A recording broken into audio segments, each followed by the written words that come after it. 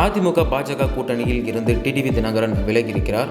சில நாட்களுக்கு முன்பு தமிழக வெற்றிக் கழகத்தின் தலைவர் விஜய் அவர்கள் குறித்து கருத்து தெரிவித்திருந்த நிலையில் இன்று அவர் கூட்டணியில் இருந்து விலகுவதாக அறிவித்திருக்கிறார். கடந்த ஜூலை 31ஆம் தேதி முன்னாள் முதலமைச்சர் ஓ பன்னீர்செல்வம் தேசிய ஜனநாயக கூட்டணியில் இருந்து விலகியிருந்த நிலையில் இன்று டிடிவி தினகரனும் விலகியிருப்பது அக்கூட்டணி தொடர்ந்து பின்னடைவை சந்திக்கிறதா என்ற கேள்வி எழுப்புகிறது.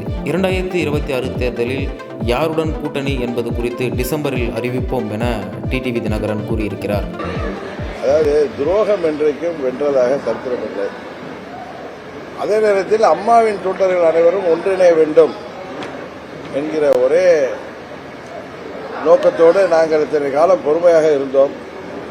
ஆனால் அதற்கு வாய்ப்பில்லை என்பதை தெரிந்தவுடன் நாங்கள் 26 சட்டமன்ற பொதுத் தேர்தலுக்கு அம்மா மக்கள் முன்னேற்ற கழகம் எங்களது வழியில் நாங்கள் வந்துவிட்டோம். அவ்வளவுதான்.